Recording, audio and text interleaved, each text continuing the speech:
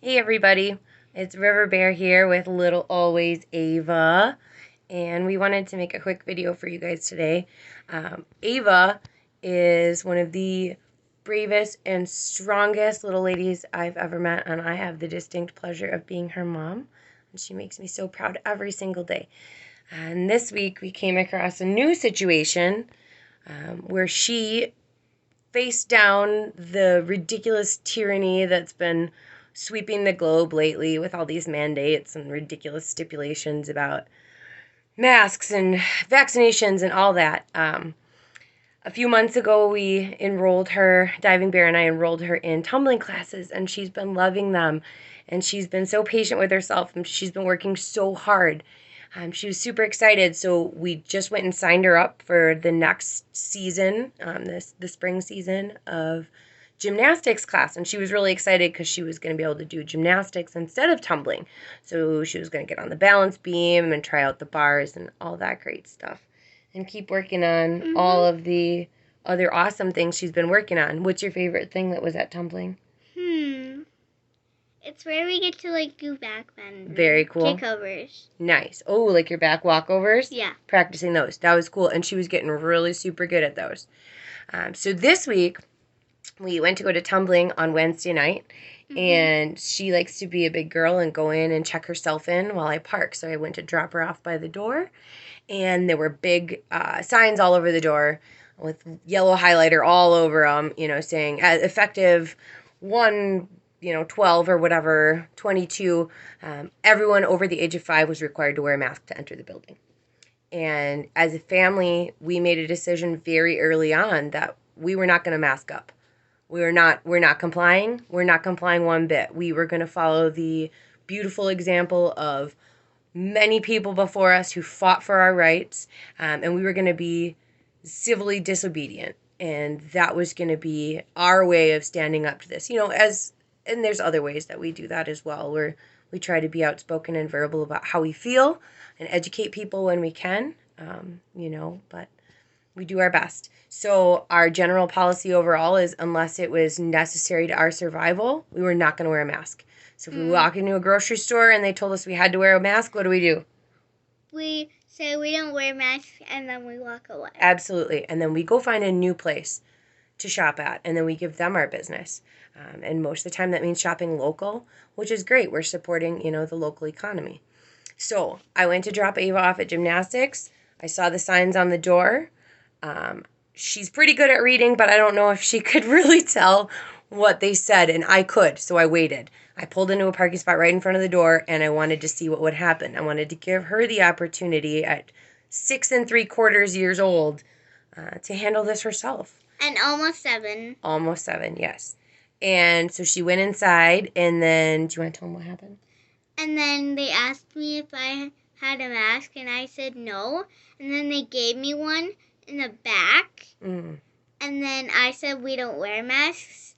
And then I gave them back, and then I gave it back, and then I went back outside. Yep, and they told her, well, if you want to stay and do your tumbling class, you have to put one on. And that's when she handed it back, and she walked outside to get me.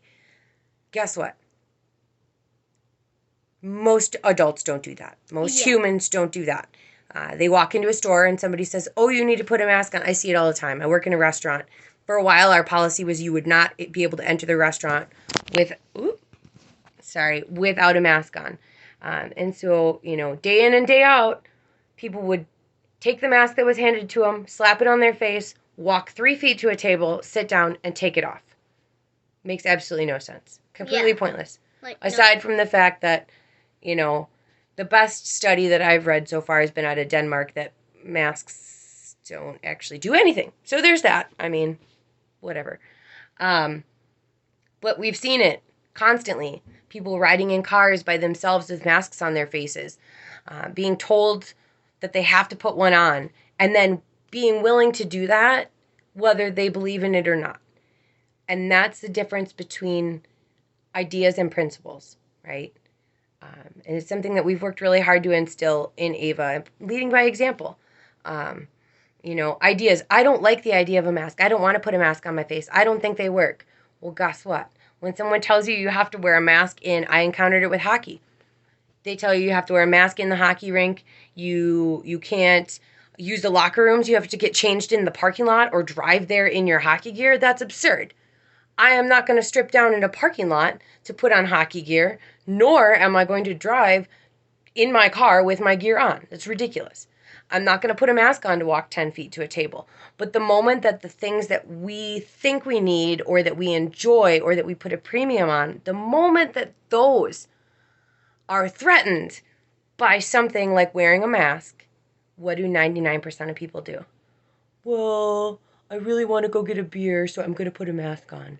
Or I really want to go play hockey. Or I really want to go to gymnastics because I'm just a little kid and I love to tumble. And people are willing to do it because they don't live a principled life, right? And that's the difference.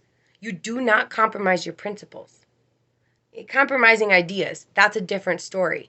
And that's, something, like I said, that we've worked really hard on with her and with ourselves. It's not easy. It's not easy to give up things you love or not go places with people that you enjoy being around because you are willing to stand up for what's right. And in the long run, I think we are better for it. And I think she deserves to be celebrated because she stood in her power and did the right thing, even as a 6-year-old child with an adult telling her, well, if you want to stay and do what you want to, tumbling that you enjoy, you have to do this. She said no. No hesitation. She just turned around and walked out. If my 6-year-old can figure that out, I'm sorry, but none of you have any excuse anymore. And every moment that you refuse to stand up for yourself and your rights as a human being to be free is one more moment that you're having everything stolen from you, and you are making it 20 or 30 times harder for people like us. Because without people like us standing up and fighting back all across the country, all across the world, we would still be in lockdown. So maybe you should think about this and examine your behavior through all this. And I'm not trying to tell you what to do. Everybody needs to just do what's right for themselves. But at the end of the day, respect my decision and respect my daughter's decision. And don't be rude about it. And just let us live our lives. You got something you want to say? And make sure to like and subscribe. Oh, like and subscribe. Ooh, good one. Mm-hmm. This is her first YouTube video and she's already catching on. I like it. Anyway, I hope you all have a great night. And I hope you can find a way to love yourselves more today and stand up for yourselves. Stand up for what you know is right, because you do know. You have the answers inside yourself. You just have to be brave enough, right? And this is my best mom and only mom I've had. Oh, but I still get to be the best even though I'm the only one? Yeah. Oh, nice. Have a great night, guys.